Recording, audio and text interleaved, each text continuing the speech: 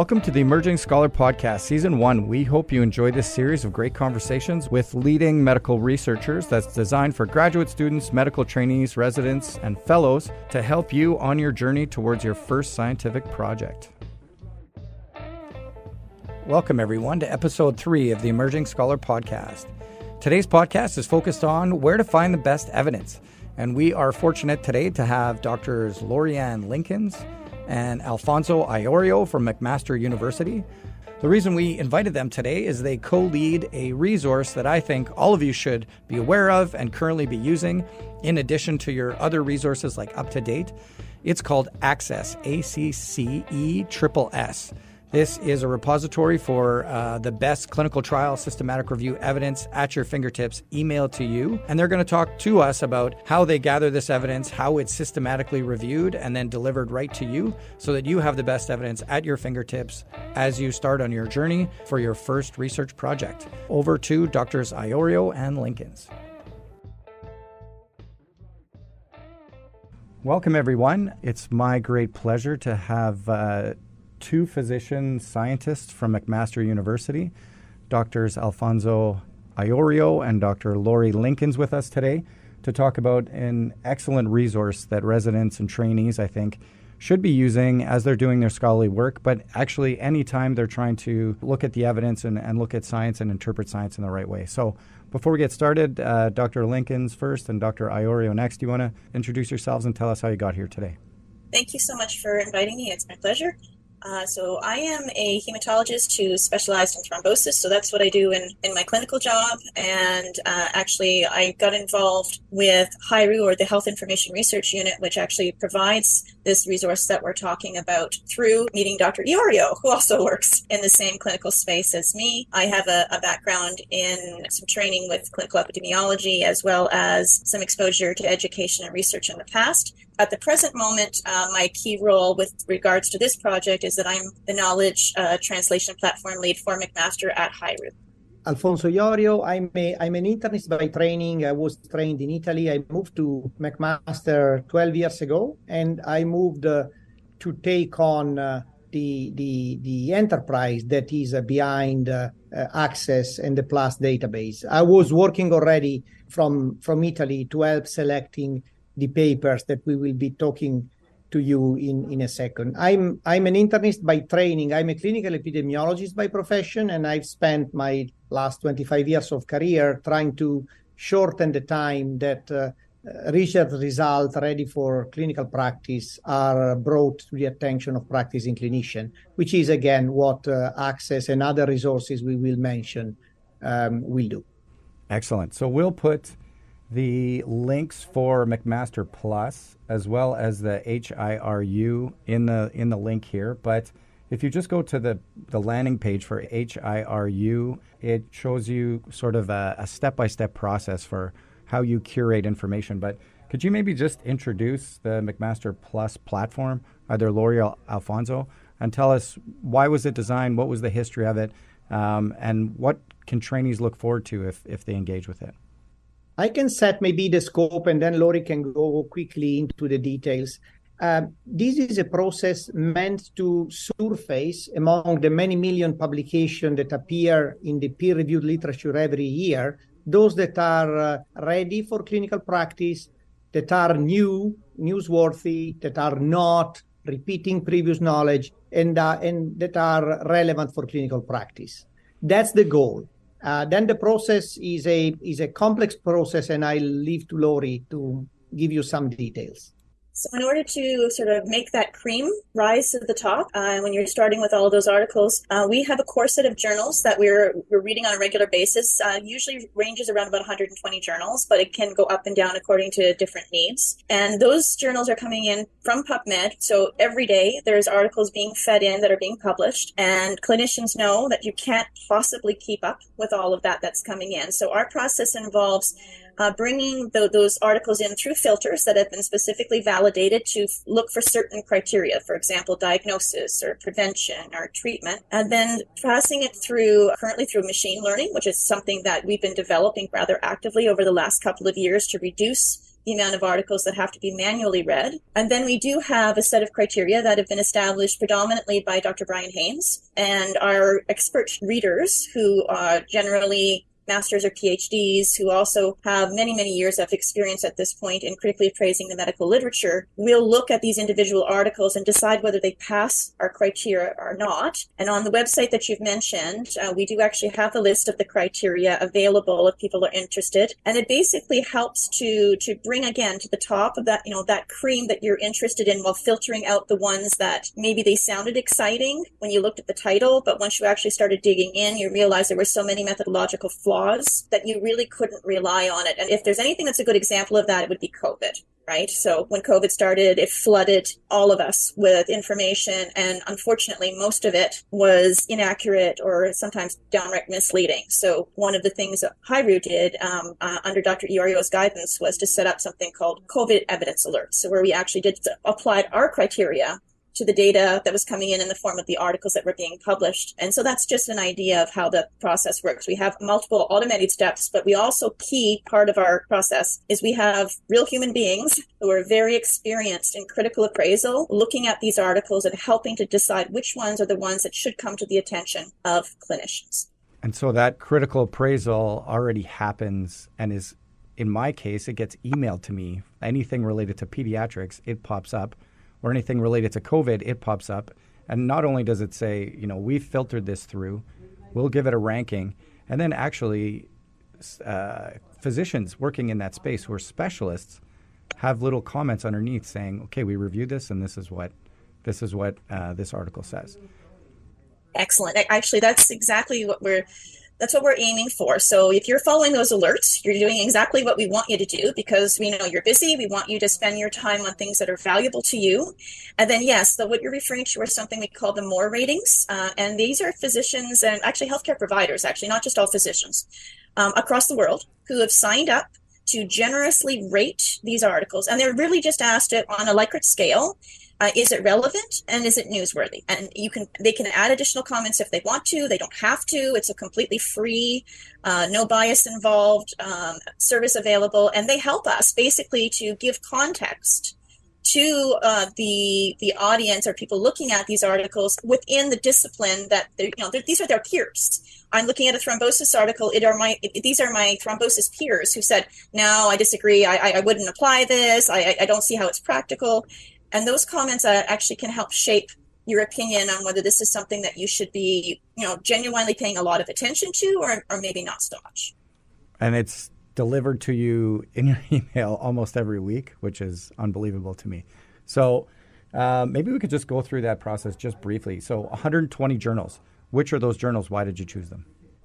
The primary reason for the journals we have, where there was a selection process, I think Dr. Iorio is going to know better than me because I'm a little bit more recent to the program, but the journals were selected based on their merit and their impact. And also we're trying to appeal to the largest audience. So a lot of our journals are general internal medicine focused with some subspecialties. You'll find that there is some pediatric content, but for example, we know that we don't cover pediatrics to the same degree that we do internal medicine.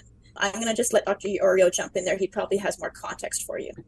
No. You covered it, Lori. The list was refined and evolved over 25 years. The starting point was providing breadth and depth to internal medicine specialists, including family physicians. So there was some gynecology there was some obstetrics, there was some pediatrics. And then over time, we developed specific collaboration with specific groups and we added journals. We also are aware that new journals come up every day. And when we see that there are journals eating more and more the headlines in the lay press or in systematic reviews, we keep them under scrutiny for a period. And if they yield a sufficient number of high quality journal, we tend to introduce them. But it's really an empirical list built based on the journal that are usually providing clinically ready evidence.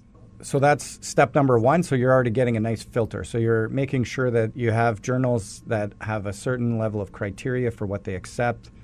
They have a history of publishing good science that is relevant for practicing physicians. But like it says on your website, those 120 journals might generate 30,000 articles. So your next step is to try to identify the high-level science that's coming out of those journals that would be relevant to clinicians. Is that correct? Yes, it is.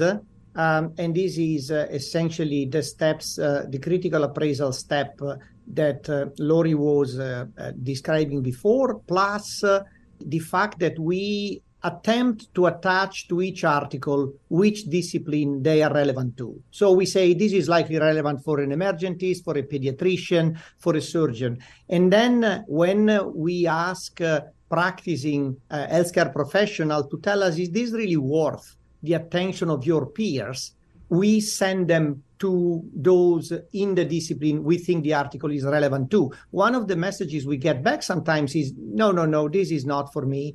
This is not relevant to emergency medicine. And then we take that discipline away. So essentially, there are two subsequent steps. One is a critical appraisal of the quality. And the second one is, are we correct in interpreting who this will be relevant to and how much this will be relevant? And since I'm talking, let me add a little detail to what you mentioned before. You said, I receive an email every week. Correct. Now, you can receive it every week. You can decide you get it daily or you get it monthly. We know that needs of different people are different. So when you register to receive alerts, you can set, one, how often you want the alert. Two, you can select which discipline you are interested in. And those for resident may vary. You may have different learning needs at different stages in your trajectory, and you can change the discipline and see different material. It might not apply to pediatrics, but in internal medicine, it does a lot when you rotate in different areas. And third, you can trim the amount you receive to the amount of time you have to keep yourself current. So there is a simulator that will show you by selecting the relevance on a scale 0 to 7 and the newsworthiness on a scale 0 to 7 will tell you how many articles you would have received per month. And if you know that you can read 4, then don't do the effort of picking 4 by scanning 7 and deciding 4, or even worse, don't choose at random. If you only have time for 4, choose a very high threshold, get only 4, read those. If instead you have more time, then lower your threshold, you'll get more, and you will have better evidence. Now, I will come back on this later because I think it's good to go through the steps, but I want to comment on, is this sufficient? Is this giving you something? And do you have any way? Do we offer you any way of putting this something in a broader context? We think we have. But I'm happy to delay commenting on this. Let's see before all the steps that leads to what gets to your table, if you agree. Absolutely. And I would, towards the end, talk about the fact that this is, like you said earlier, large repository, and it feeds into maybe 15 other specialized repositories that you can sign up for. And then within that, you can select how often you want to get this, the subspecialties you want. Like, you can curate this right down to your needs as a user. And I think that's one of the beautiful strengths of this resource. Lori, can I just ask you about that critical appraisal piece? It's such a huge part of being a resident and being a trainee is learning how to critically appraise. How do we trust your team that's critically appraising it? What training have they done? And how do we know that what they're appraising is the right stuff?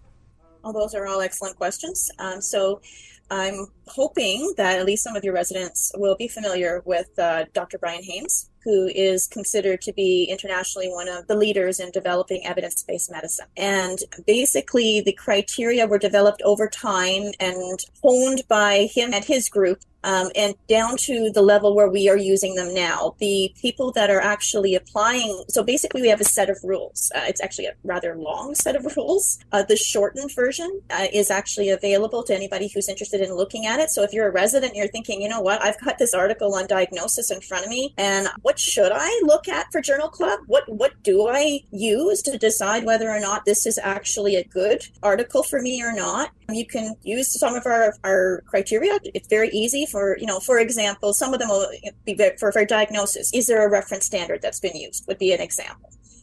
We also look at follow-up. for treatment studies. Is it less than 80%? We would consider that to be a strike against that article. So the actual criteria themselves are not at all new. Probably Dr. Iorio can give a little bit more background on exactly how Dr. Haynes developed them specifically. But in terms of the training, we have a staff of people, some of them have been with us for over 20 years, actually, applying this criteria. And what they used to do is actually go page by page through the physical paper copy of the journal. So would go down to the library, come back with this gigantic stack of paper, wow, go through it, and it's, to me that's I can't even get my head around it. I'm pretty sure your residents won't be able to as well. But that process, they would specifically go looking for those particular questions, what is the follow-up? They've got to determine what it is, and they're not depending on what the author says is the follow-up in the abstract. We're digging into the full text. We're looking in that prisma figure, what actually happened as opposed to what the author said was going to happen. And that's when I think one of the key things that sometimes residents might miss is the fact that you sometimes have to get your hands a little dirty. You got to get into the nitty gritty. But that is the benefit of our service, is that somebody else who's already very experienced at that has already done that work for you. But I think one of the key things for residents to learn is how to do that themselves. And so the other thing that's important, though, is that after my readers, who are not clinicians, but are experts in the critical appraisal, once they're finished, those articles that they think pass then go to somebody who is a clinician, who also has experience in clinical epidemiology. So both myself and Dr. Iorio, for example, are that next part of the chain along with a few others. And we look at it and say, we agree or we don't agree. And also we have that extra lens of a clinician and saying, well, it sounds all lovely and all, but there's pieces missing here. And from a clinical perspective, this is not ready to go. This is too preliminary. And we may actually say, no, we're going to reject this from the PLUS database. And this is why we're rejecting it. So we can get stopped at that level.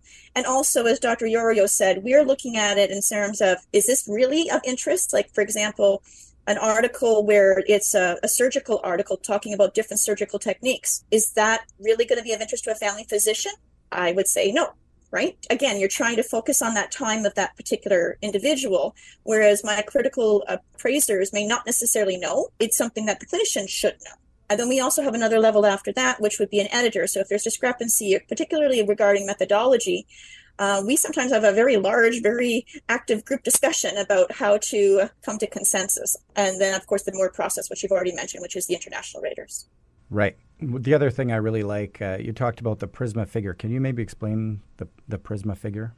So articles, in order to meet the standards that have been established by other bodies, certainly not by us, but internationally, for the type of article that you're looking at, whether it's diagnosis or prognosis or treatment, there are reporting standards that have been developed. And when you go to publish an article, you learn pretty quickly that the reputable journals want to see these particular diagrams. And what they should be doing is walking you through, how did they do their search? How did they eliminate articles? Basically, how did they end up with that bottom number? So you're starting with 3,000 articles when they did their topic search. How did they end up with those 12 articles that they actually included in their systematic review? And all of those steps between that first search and what you chose to include in your paper should be transparent. It should be obvious why those other ones did not get put in. You want to show that you're not cherry picking, that it's definitely an unbiased approach. And the same probably applies for therapeutic trials, right? The reviewers are going through to make sure they're following all the reporting guidelines so that you're not just being sold on an abstract. Most of authors are obviously reputable, but sometimes when you have a study that has a disappointing outcome, there might be a tendency to try and spin it a little bit and maybe focus on a secondary outcome measure, which is underpowered, but actually seem to have more of a favorable response. And so authors can sometimes try and focus on that. And part of our job is to say, yeah, but that was a secondary outcome measure. The actual primary outcome measure did not pass criteria. So yes, it's interesting, and maybe that secondary outcome measure can be used as a hypothesis to actually develop a definitive trial to answer that question, but this particular paper isn't answering that question. So that's excellent. Two things. It's important, as you said, that residents learn how to do this, right? But this is also a way to curate that evidence so that it's being done for you. So this is a massive repository. There are multiple other sub-projects that go with it, which we talked about earlier. So if you're interested in hematology or thrombosis, there's Clot Plus. If you're interested in public health, there's Public Health Plus. Access is one of these. For a resident who's probably heard of or using UpToDate, Alfonso, do you want to tell us how this resource compares to UpToDate? There's also Dynamed is one of them. Can you maybe talk about what those are and how a user can use this in collaboration with or as an adjunct to UpToDate?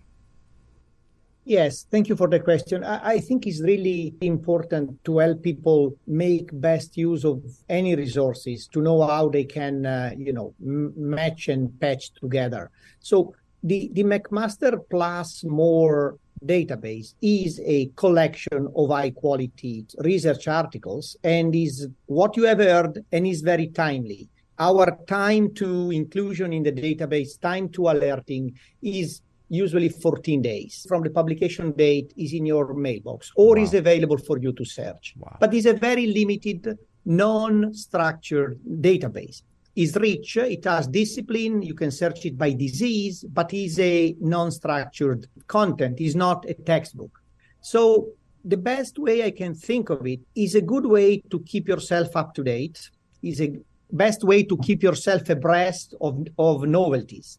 If you are searching for a topic, if you are going to check evidence around any topic, any clinical question you may have, our best offer at McMaster for it is something called Access. Access is the database underneath is plus, but the interface is a searching interface and is what we call a federated search. Say you search for gout or, gout treatment is not typical for pediatrics. So name a disease and you search for something. What we will give you back is a set of results across many layers. The first layer is point of care resources like UpToDate and Dynamed. I'll come back in a second. Immediately below, we give you guidelines. If there is a guideline that we have indexed that speak to that question, you will see the entry point to the guideline. Then we give you content out of Plus More, and we layer it in systematic review and trials. Systematic review, by the way, capture evidence from much more than the 120 journals. So even if we read the 120 journal, we select in all the systematic review, and one of those can give you really a snapshot of the knowledge at that point in time on that disease. If you don't find anything there, then we have already pre-searched for you PubMed, and we will have classified entries from PubMed because something maybe was not there for you in all the higher layers by diagnosis, treatment, prognosis, and so on. So federated search means you search once and you see a full dashboard of where you can go find evidence. And my suggestion is always start at the top. Now, looking at the top, why we put point of care textbook at the top? Well, because they have chapters, they have topics that are organized like the human mind thinks. So, etiology, diagnosis, and treatment, management, prognosis, and so on. And they are built in a way that you don't need to wait until the next edition. They incorporate evidence as it comes. I want to spend a word here. You all know UpToDate. UpToDate, you all get exposed, at undergrad, and then you'll carry it forward. Dynamed is something I know better, having been trained outside of North America and having a strong collaboration as a team with Dynamed. The content we make available in Plus More and through Access, we also feed to them, and we really are helping them structure their own internal search. They search about 500 journals, the way we search the 120, and also the way it's incorporated in new chapter. We help them with machine learning in selecting how to get the content in. But the reason we think you should start there is because for many questions, these kind of resources get already what we would provide you as an alert that might be good in your own area of expertise because you know already all the rest. You just need what's new coming through. If instead you are moving slightly off your comfort area, you are approaching a new topic, or it's the first time as a resident, as a fellow, you see that disease, then these resources give you a better framing. Check with your institution if you have access to Dynamed, because at McMaster, for example, is available for free. It has an excellent app, give you access to Micromedex. You can check drug interaction with the best gold standard resource that's available. And many of you don't even know they have access for free. So be smart, check what you have, and know that these resources are very similar, very useful, very expensive. So Yeah. again, think smart and check for content following this hierarchy of evidence. Point of care, systematic guidelines, systematic review, databases like More. And if you ask me, are any other database as good as More? No. Plus More is the first in class, but cover that narrow space. If you ask me, is this the only one I would use as a practicing clinician? I would say no. I would use Dynamed or UpToDate. This is one step remote by having unstructured, novel, valid, robust evidence. Right. So when I've gone in there to use that as a teaching tool, for example, I'll pull up Access, put it on the screen, and we'll put in whatever, IV fluids for something pediatric, right? And everything comes up on that search. So it's such an incredibly useful search output that it gives you the up-to-date link, then it gives you systematic reviews, then it gives you guidelines, and then it gives you the most recent RCTs that have been published in that space. So for me, it was a great teaching tool, and I think for residents, it's an incredible resource to add to what they're already doing. I know we've got to go, but maybe I could just ask you both. One last question is, how are you best using this tool within your own clinical practice or within your own teaching? I actually use Access regularly. I was on clinical service yesterday and I used it because, as Dr. Iorio has said, I mean, hopefully I'm not using it to look up key areas in thrombosis. I should know that. But what I'm using it for is looking to see whether some of those things have been incorporated into guidelines yet, or what is the most recent original article that just came out, because I try and stay current too, but I have the same problems everybody else does. And I had an interesting case come in yesterday of bilateral renal infarcts, which is not something I see every day. That's unusual. I wanted to see whether anybody had come up with anything new in that area since the last time I looked at it. So I use it on a regular basis for my clinical work in particular. And I use it same way, and we have it. We had it integrated in our previous system. We can now use Access directly through Epic. There are info buttons. We can pop it up and search. I mostly use it when you go in that debriefing moment with learners and you want to double check what you are doing against evidence. And yes, you can go back to guidelines that you know of, but I always like to say, this is how you can find it. And the how you can find it is not, I'll send it to you later by email, but let's see how you can get to it through Access. And then whenever I get those patients that have diseases that I've not recently read on, I quickly scan if there's anything I should know, if there's a recent guideline that I can go to and orient myself. So yeah, it's mostly a clinical tool. Now, if you were choosing a topic for a round, you can look at what was published recently there. If you were planning to do, I don't know, a scoping review, then you might say, okay, let me see what's the most recent advancement in this area. I would not use Access or More for a systematic review because it would not capture all what you need. But if you are scoping a topic, then you would see what was high interest, high impact in the last 2-3 years. That's another way I would use it. Yeah, that's a good point. You can't do a systematic review because it doesn't systematically include every article, right? It's already been filtered to have kind of the best science. So, well, I know you both have very busy schedules. I just want to thank you. I really want to thank McMaster. You guys are doing some phenomenal work in this space. All of Canada should be proud of this work you're doing. We're going to put the links here, and I really hope more people start to use Access and integrate it into not only just doing their research projects, but into their clinical care decision-making as well. So thank you both very much. Thank you. It's been a pleasure.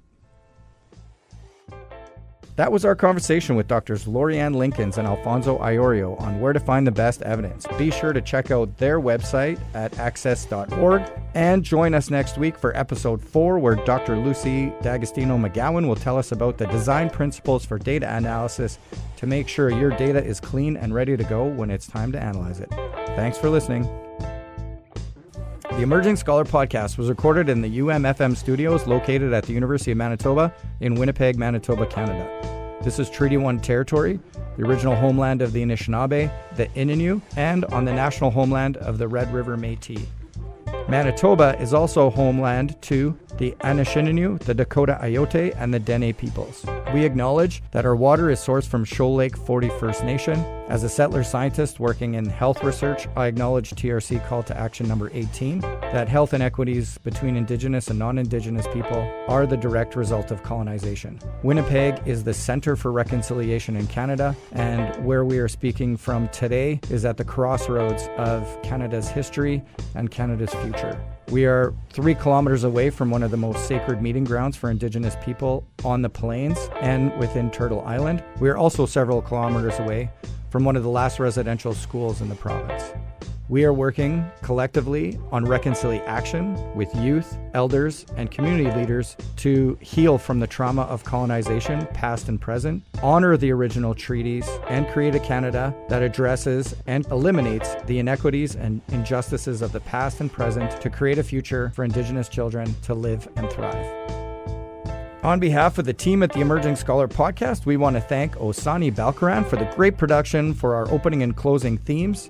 We also want to thank UMFM 101.5, especially co-producer Jared Makitiak for technical assistance and production on this project. We also want to thank all of our guests for the discussion and the insight that they've provided. Once again, thank you for listening. Be sure to subscribe to the Emerging Scholar podcast on Apple Podcasts, Spotify, and umfm.com.